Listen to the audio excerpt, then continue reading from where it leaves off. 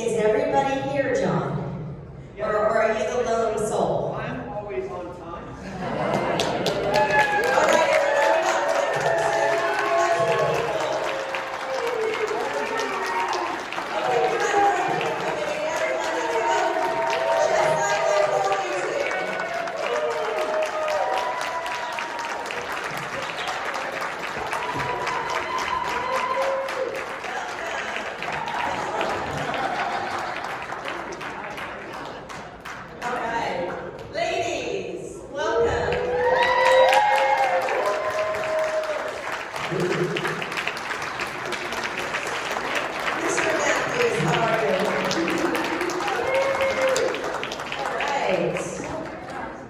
We're missing Beverly.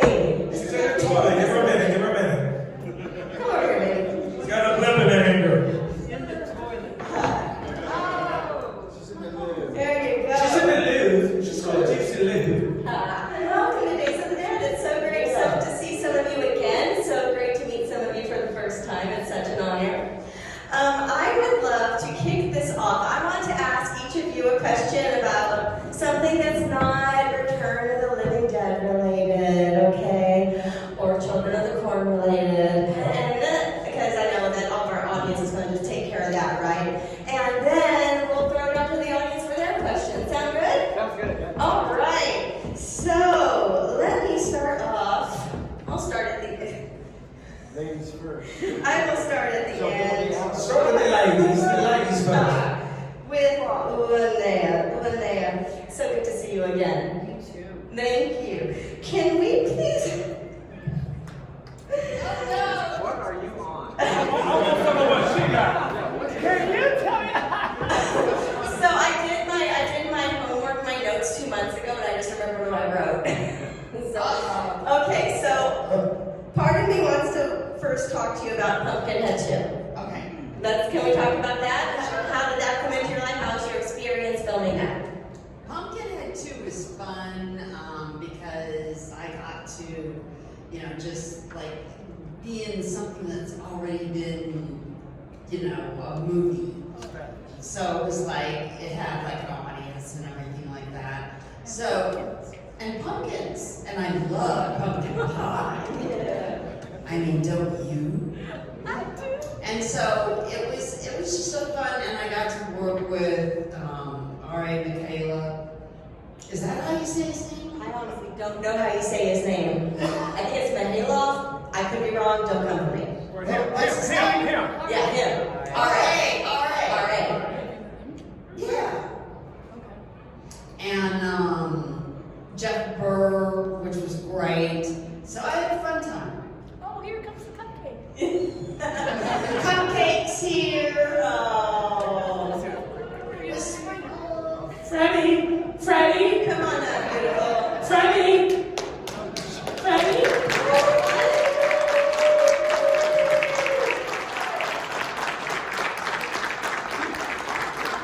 Beverly, everybody. Beverly.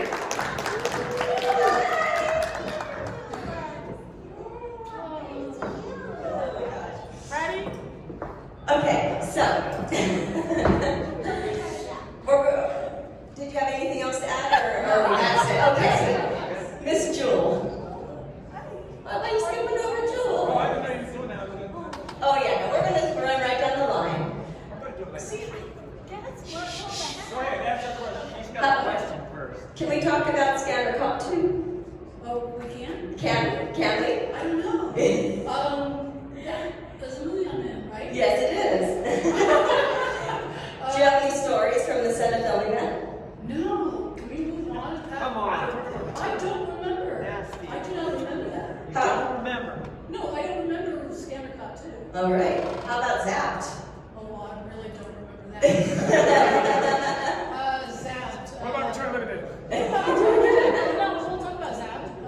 I'm Zeke, topless.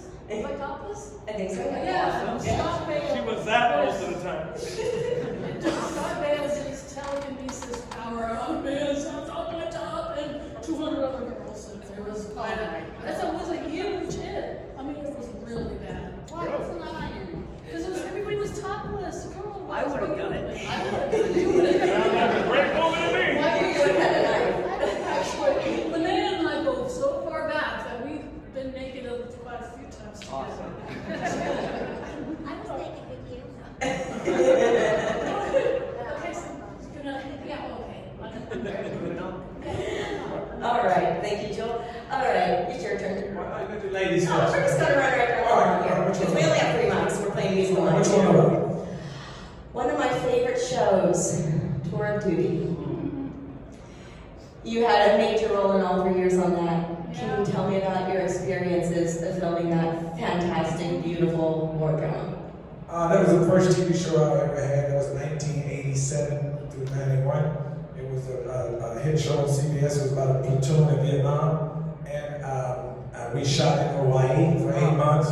And I was making $10,500 a week the first season. And I didn't have a bank account. So, and 22 episodes is a season. So every check I cashed, stuck that motherfucker in my locker, and spent every single dime. A whole lot of shit. Rolexes, Mercedes, bought my grandparents a car. But it actually was really good because the second season I was making $17,000, and the third season $25,000 a week. I didn't spend a dime the next 2 seasons because everybody, all the actors said, I was nobody else. I'm like, I already did that. Hey, I'm gonna watch that. I already did that. I ended up saving more because I did that. And the next 2 years I didn't spend shit. I was buying houses and whatever. So that was one experience.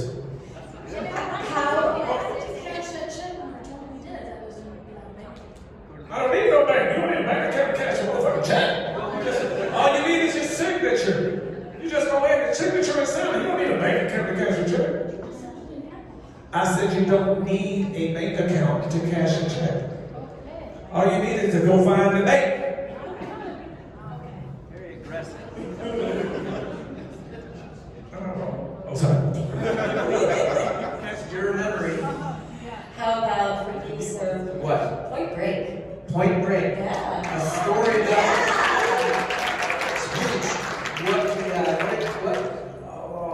what do you want to hear? A story about Point Break? Yeah, well, let's story about an experience I'll on put this set. to water. I want to hear about the shark one.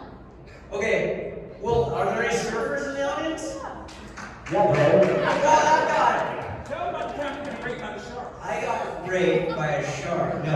Point Break was great. I had done a movie with Patrick Swayze when we were younger, so we were friends, and he became my best friend in that movie. He took me skydiving when he went skydiving, and he took me water skiing. I went to his house, and I met his Arabian horses and his wife Lisa, and we did make out. His brother? He, Jimmy Donnie's brother? what? His brother? Matt Donnie, who was a professional skydiver, we did a movie called Shy People together after Patrick Swayze. But so yeah, I fucking love that guy, and he was so generous and kind and loving and such a good actor. I just, I think everybody really loved him. He had something special going on, but he took such good care of us. So the skydiving was the coolest thing. But I guess the one thing I wanted to say was Keanu Reeves was the smartest guy in the room everywhere we went, but he never let you know. He's super humble and kind and really generous. So I feel just lucky that I got to be in a movie with 2 guys that are just, iconic movie stars, but also really kind and really friendly. Just Point Break.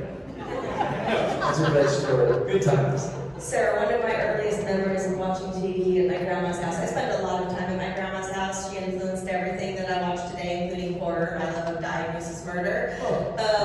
Another show that all of her foster kids watched was Paper Dolls.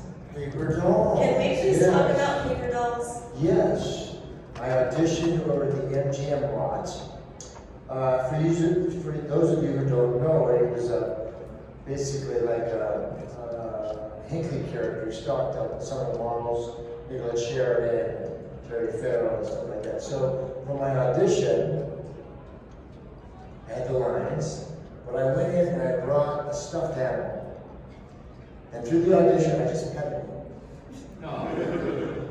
And that was creepy enough for them. And I got the role.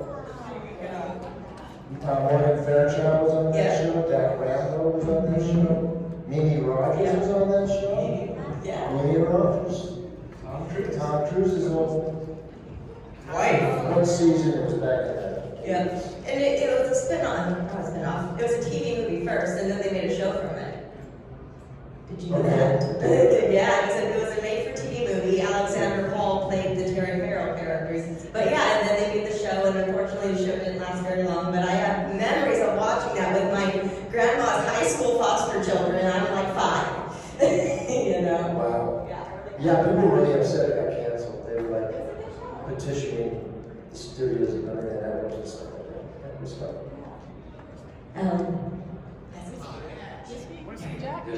Hi. So you are quite an accomplished puppeteer. You have done many Muppet specials and movies. Can you talk about your experiences on those, just in general, of working with such an iconic company? Oh, wow. That's a pretty broad topic that covers 50 years of my life. Covers everything, right? Everything. That should be easy for you. 1982. 1982 was, let's see, interestingly, that's the year I was able to quit my day job for the last time. Because we were touring with Erlene Mandrell, who used to have a TV series on with her sisters, the Mandrell sisters, early 80s. And so she was touring with this puppet band, okay? So that was my first, tour and chance to, really work full-time. And I was working at a place called Neo Stereo at the time, selling car units. Used to go under the dashboard and 8-tracks and things. And I was able to quit for the last time. And I had a fantastic time doing that.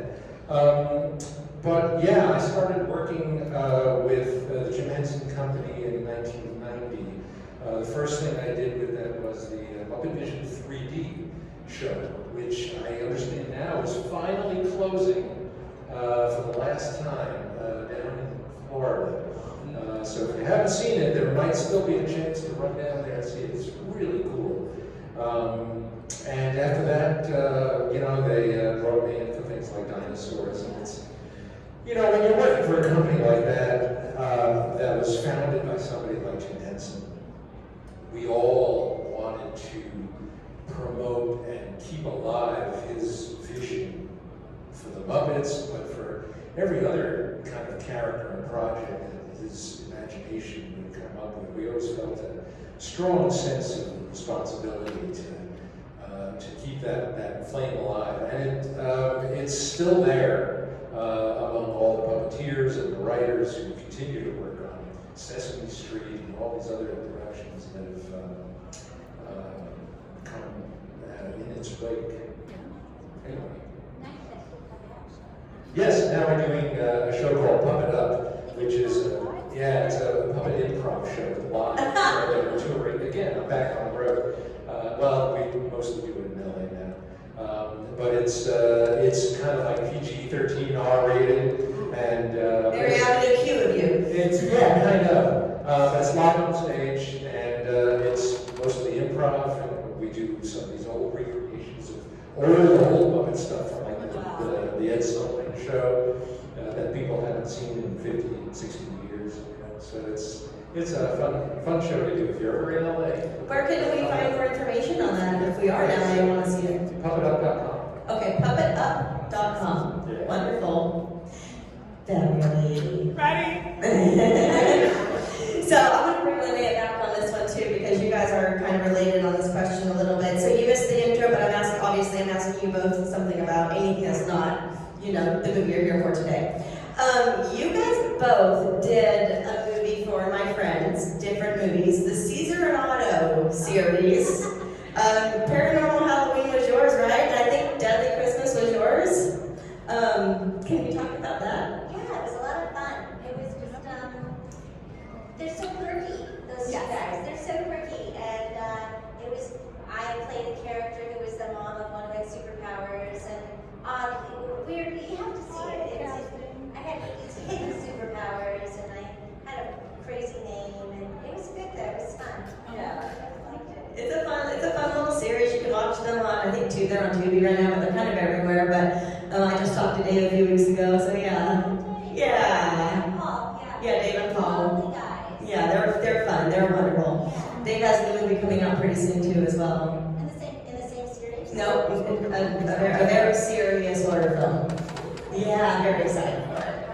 Yeah, it's gonna be great.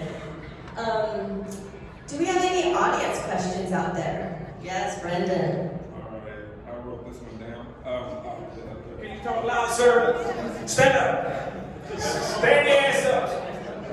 Alright, as far as a shining example of what a stellar ensemble cast is, for me, it's The Thing and Return of the Living Dead. It's apparent that you guys had chemistry then and it still shines today. I had two quick questions. For one, this movie is full of quotes. Everyone has their favorite quote in the movie. Mine is Miguel saying, "I'll bust it in his damn head." Was that an improv line or was that written in the script? That was improv. That was my shit. Very confident, for sure. My second question is, what is everyone's favorite line that your character said in the film? That was mine. Oh, fudge. Because it's just as me. I don't like to cuss. And My favorite line of yours is Friday. Well, I didn't have that many lines. So, You didn't have any, Dennis.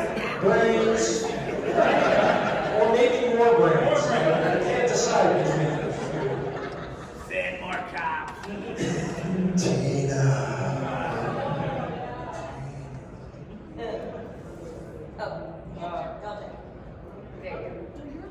Mine is, my favorite line is, "Do you like sex?" So fuck off and die. Oh, yeah. Thank you, brother.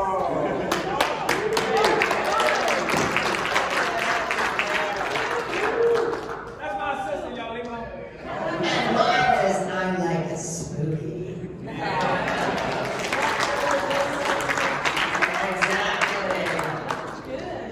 Any other questions out there in the back? Yes, my turn. Yeah. Hey there. So this is really for Thom, although it could go for all of you.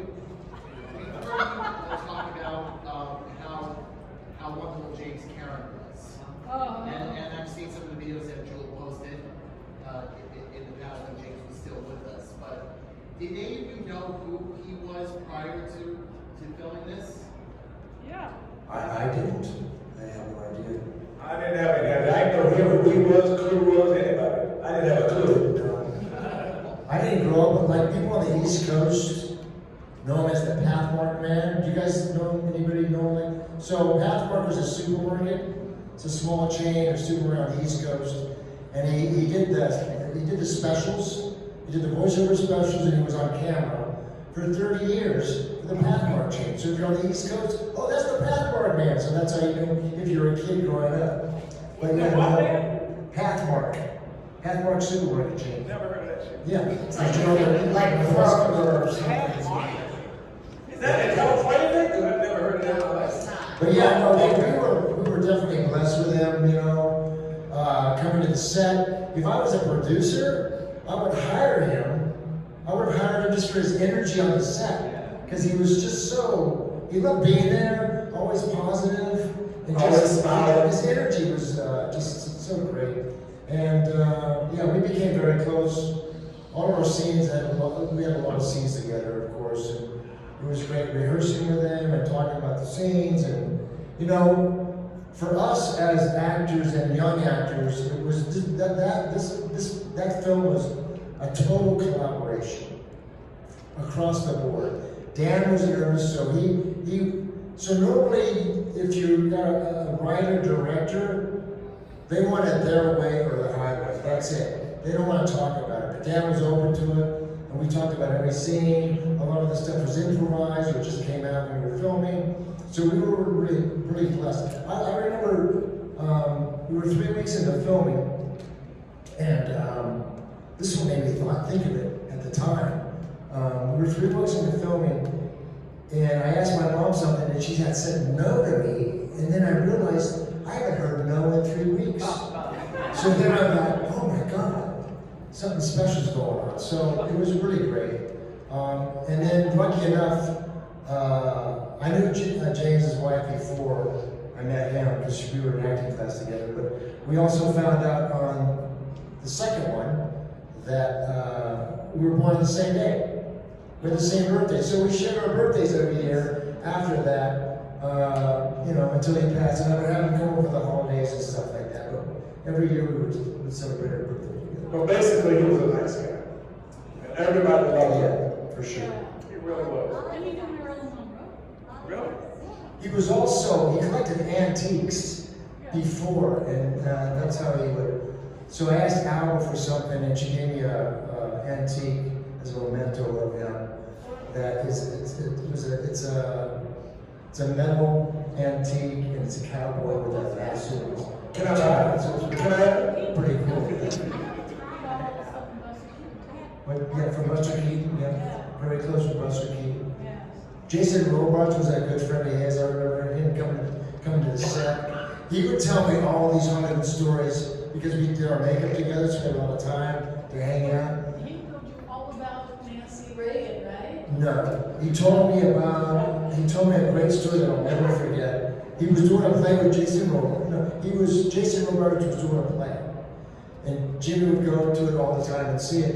And Marilyn Monroe was in the play. She was in the first act, and she was in the fourth act. And the bar was in Jason Robards' room.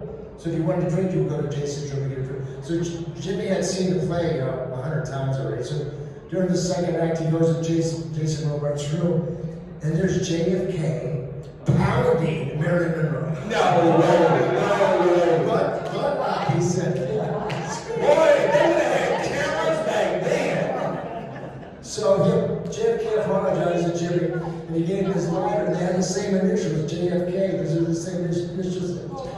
And he showed me the lighter and told me the story. So where's the lighter man? Yeah, but Jimmy, I'm sure his mama said that about it. I'm sure Allan has it.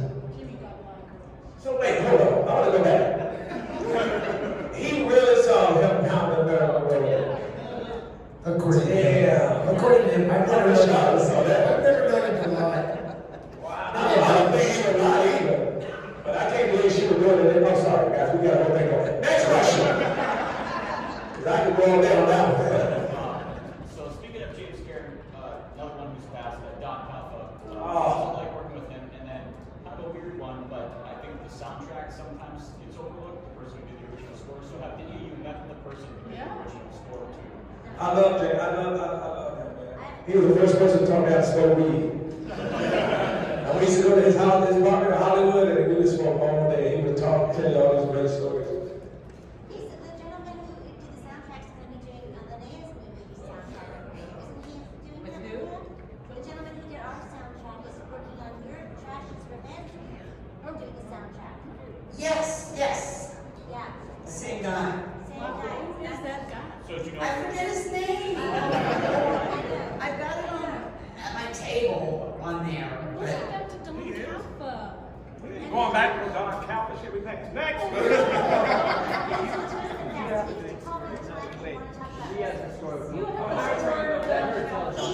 He would call me on Sundays. He wanted to talk about movies and recipes. This is what I'm cooking this time. What are you making, honey? And he'd do this all the time. And he just would call up out of the blue.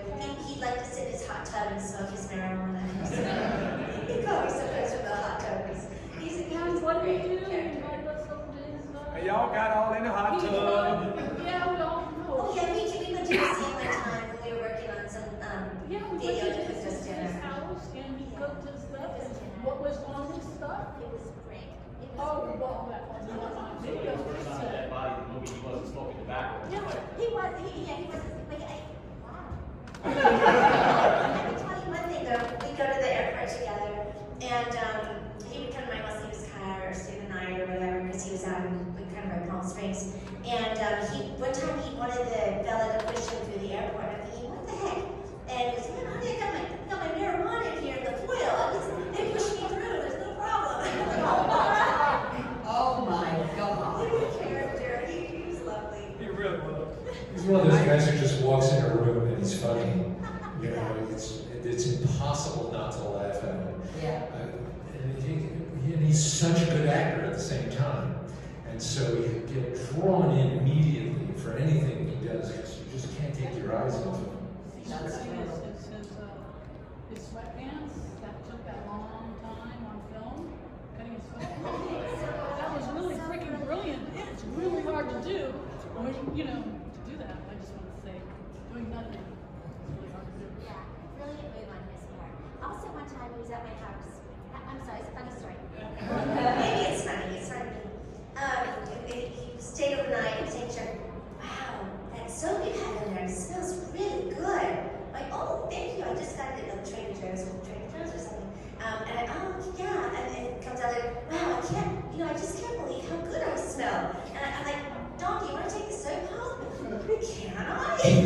Oh, of course you can't take the soap home. You're just so fun. But talk about Clue too.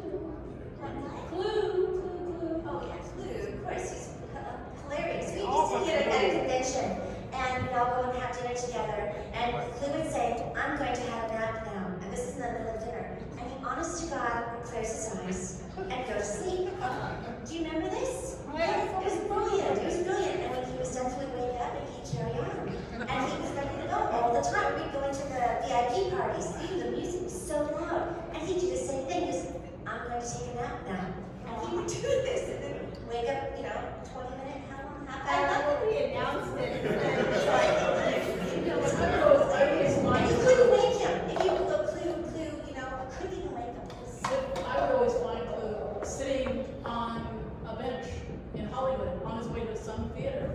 And I'd be driving by and I'm thinking, that looks like Clue. And I'd have to go around the block again. I'm going, "Clue." And he goes, "Oh, hi, Joel. I'm going, "Where are you going?" And he's like, "I'm going over to Bourbon," but he's in Hollywood. And that's like, "Oh my God, that's over the hill, Laurel Canyon. Well, do you want to ride?" "No, I can walk it.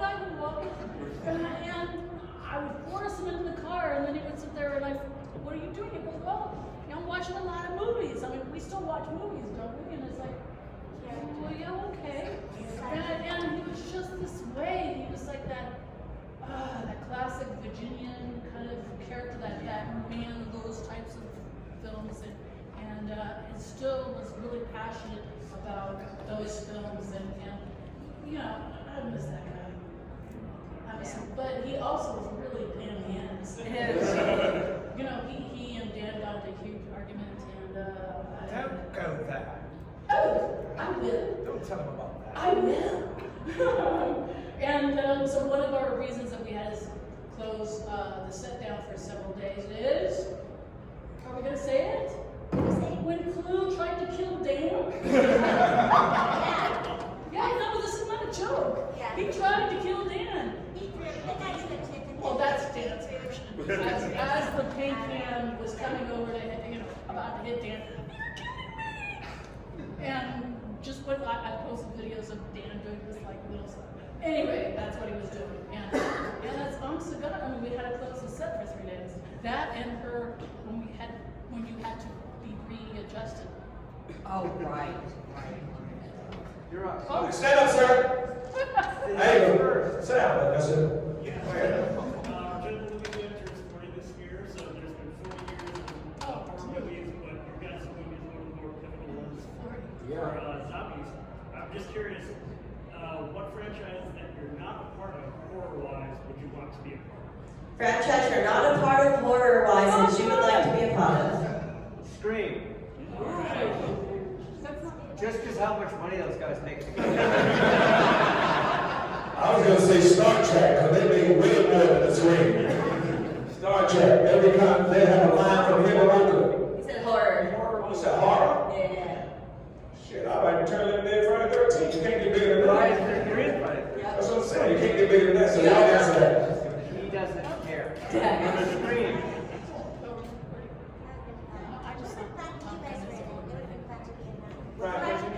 Friday 13th for Beverly. No, they're not. I would see like a cockroach. There's some crazy stuff in there, right? Bell's Nightmare on Elm Street. Anybody else? All right. Anyone else? If Cabin in the Woods were a franchise, I would definitely not be in Kandinsky's, Rowan Has to Be Quiet. Silence is that? Yeah, I know that one. Stephen Lang, yeah. Yeah, they're good. Oh, no. That's, what's his face from The Office? Yeah. John.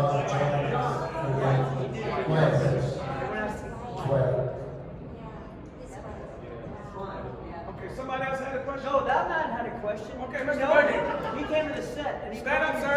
Stand up. And out. Drink. Go ahead, sir. Go. You've never done a show in his life. I just want to tell you about the chemistry. I lived with these guys on the set, and the chemistry is what you see here.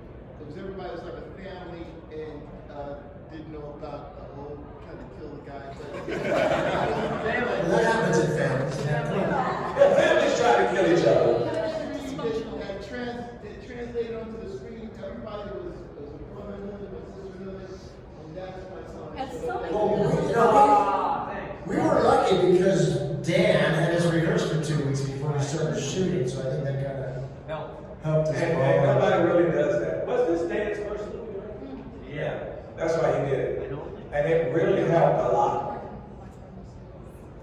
Okay, what's your that guy. Yeah. Stand up, sir. All right, good. Just because there's so many of you here tonight, could you describe or do you have any memories of opening up premiere night of the? Oh, that's a good question. In '85, what that would have been like. This is not the Michael Jackson thing. There's so many presidents, you know, that you can share with us. And I'm just a giant fan. Thank you. I missed it, so I know. I was shocked it was so I don't remember the premiere, do you? Damn, really? I must have been working there. I didn't know. In West Virginia. I remember a party and I took a picture with Linnea. It's the coolest Oh, picture I've got in my life. yeah. It was a party. Yes. Yeah. Rap party. Well, I don't remember that. The rap party. I don't remember the I didn't go to premiere. the premiere, but the rap party was But it was great. all the money that I happen to have. Or you. Oh, no, sir. Worth it. It was in Westwood at the Bruin. Yeah. Yeah, I didn't go. I remember I said I don't remember it. I didn't say it didn't happen. All right, get back. Get somebody Back there. there. Stand up, sir. So, we all appreciate Night of the Living Dead. When you read the script and you're like, fuck, this is supposed to be following it. How was it when you read it? You think the comedy aspect of it? No comedy at all. There was no comedy. It was not made to be a comedy. It turned out to be a comedy. Right, you're right. Seriously. No, he's right. Dan O'Bannon doesn't have a funny bone in his body. I'm telling you. He did not make a comedy. What made it a comedy was the producers. And what made it a comedy was Dan's genius, because what made it funny, which is so great about part one and not part two, is because you're laughing at the situation. You can't freaking believe what you're seeing and what they're doing, and that's what makes it funny. It makes Those little stupid one-liners. Like, dead people screaming. For example, when we're cutting the guy, the yellow corpse's head off. I mean, come on. I'm totally grossed out, but I'm laughing at the same time. I was like, oh God! I have never felt that feeling in a movie before.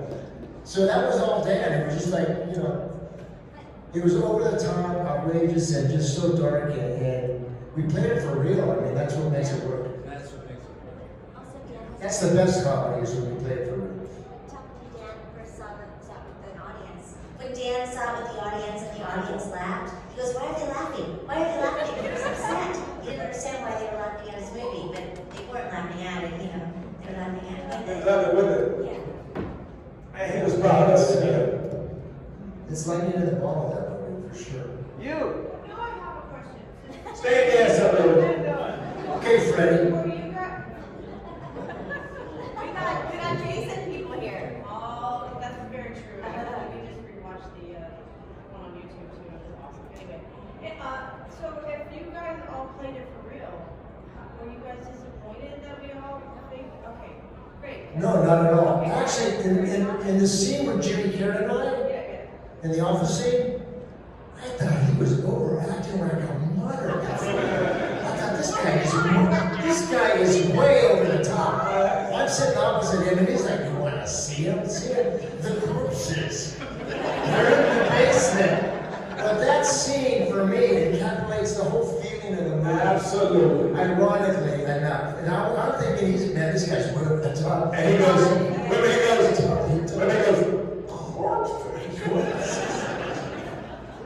and his death scene, that's part of the collaboration I was talking about earlier. When he dies, takes his wedding ring and puts it on the the oven and Puts himself in there. that was his whole idea, which I thought was very poignant. Before he turned into a zombie, he would toast himself like that. But that was his whole idea. Put the ring, his wedding ring on the thing, push himself in.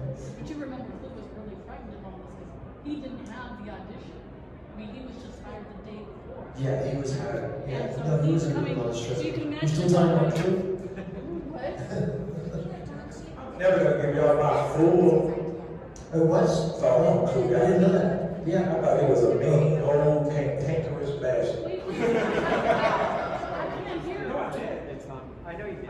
I gotta be honest with you, I literally, I don't know shit from Shut Up.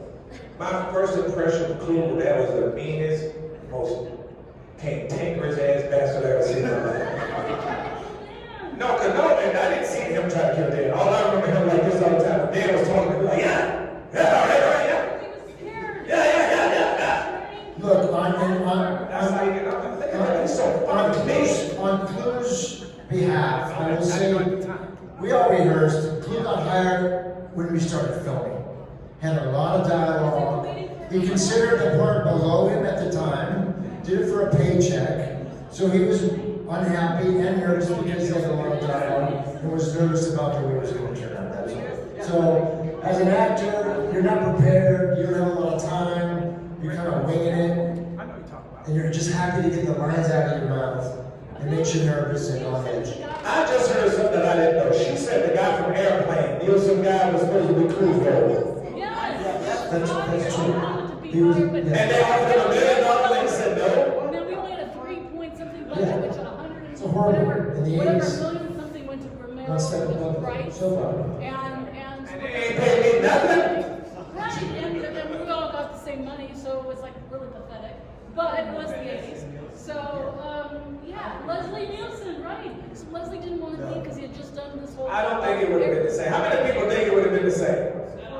Hell no. Exactly. It would have been better. It would have been better with the way they had, right? That's what I thought. It would have been a straight comedy. Yeah. Yeah, but Okay. Anybody else got a question?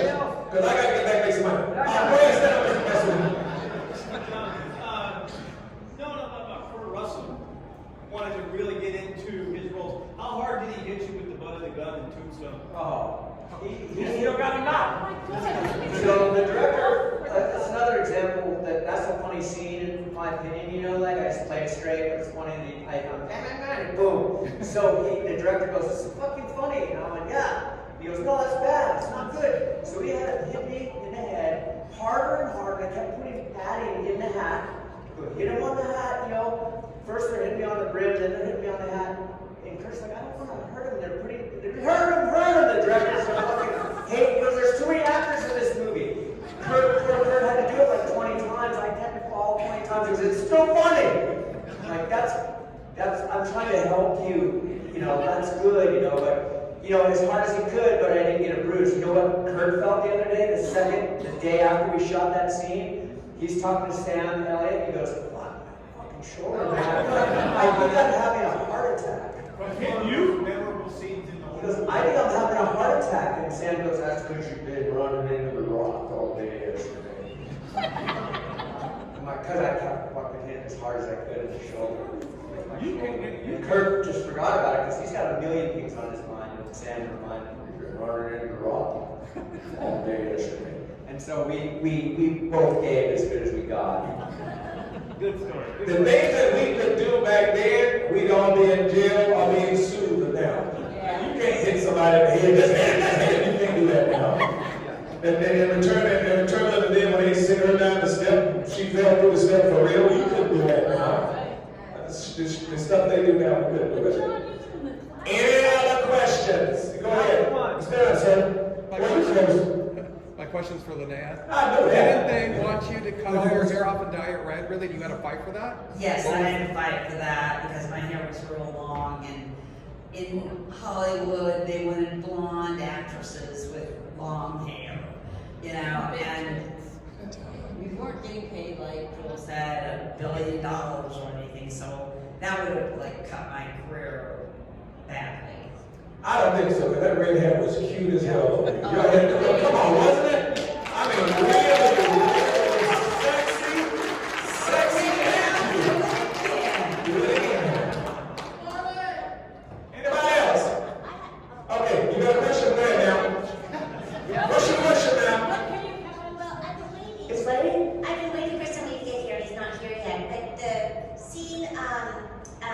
they're taking the wrapped weasels from the mortuary, no, from the Linnea to the mortuary to be cremated. The gentleman who is on the stretcher is supposed to be here, and I was going to introduce him. That's why I keep staring at the door waiting for him to get here. It's Clayton's Real guy? and He's so still alive. Today, this is him. I'll just fall over. It's not. But I want you all to see who the rabid weasels are. I thought they were a bunch of monkeys. That was when they were in the bags. They were throwing them into the oven. But when they were walking the yellow cadaver across the, he was visiting with the same around Anderson and Clay, and they said, "Get in the bag, get in the bag."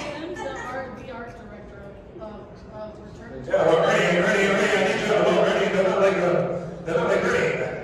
So everything you're ever table, and he said, "Well, this is rabbit weasel. This is rabbit weasel." Do we have any more audience questions out there? Okay, one more for Randolph. No, not the back, y'all. We all out there. Go ahead, sir, stand up. I'm just kidding, that. What's that? What? Ask a movie-related question. Of course, you can ask any damn question. Were you guys forced to eat cow brains? Were you guys forced to eat cow brains? We didn't, but others did, yes. What's his name? Raw, yeah. Hey, we had I was raised on brains. We had brains and eggs around all the time. But we didn't have it raw. And they were like not refrigerated or anything. And they didn't get a tip. I mean, they didn't even That wasn't me. You didn't get an extra. The You didn't get an extra where I bite the raise. Okay, the young black man in front. Got Brendan and Nessa, one over here, and then we're gonna wrap it up. Okay. Could you tell us a little bit about your experiences playing Demon in Friday the 13th? Oh, me? Oh, man. I was still homeless when I did that. I was homeless when I did that movie. I was still homeless when I did that. I was living at a rescue mission at the time. And I got the role, and I didn't know shit about acting. I didn't know nothing. But you knew Jerry. And it was freezing in that thing. Freezing. And I was so excited to do it. And he said, just do it up.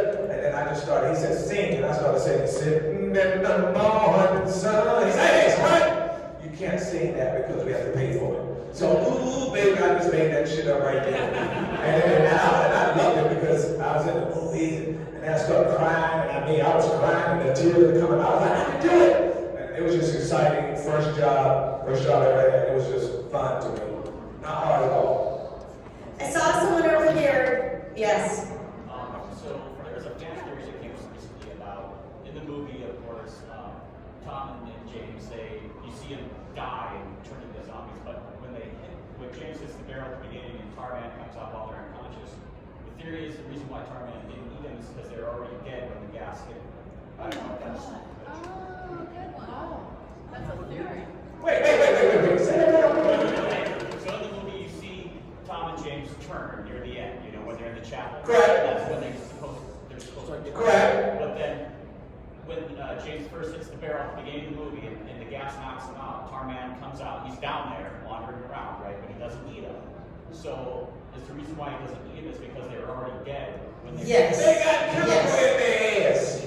You know what, like a dog, when a dog smells something, they can tell he wouldn't eat them. Because they already infected. They were already dead, they were just too lazy to call. Right. They were already dead. So he ain't be able to remember what the guy said about their blood? It was coagulating. Remember the paramedic said that? Right. So that's not, he didn't want them dead ass brains. He wanted fresh new brains. Anybody else? All right. Yes. Last question, we gotta go make money. Unless y'all give me all $60.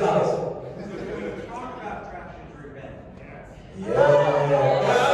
That might take a while. We are starting the campaign on the 20th of this month, and Trash's Revenge is not a remake or anything like that, but it's a whole fun. It's got dancing and singing and all us in it. Yes, and we're all going to be in it and go to different places to film it, and it's going to be really fun. And make sure you go see it. Make sure you go see it. Take all your friends. And tell all your friends. Tell all the people you hate to go see it. Make sure they go. Just like this rock. Force I took a whole bus to see the one man, two open. And we have the music on it. And the same, the same music. Because it is. And it's going to be a hit, I promise you. Only if we make it one. That's what we gotta go see it, right? We gotta go make it again.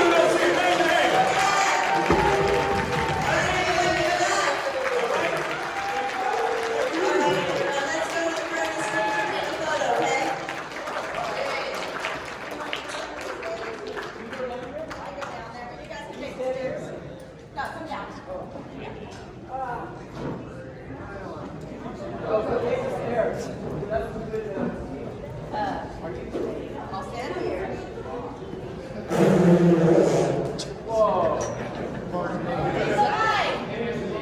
Oh, we're coming down here for photos. Hey, bring that by side again. You already did. I'll do it again. You taking my mic with you? Thanks. No problem. All right. Where is? Oh, where is? There she is. Where is?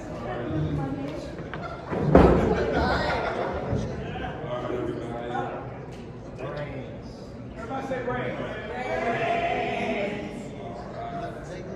Everybody say transformation.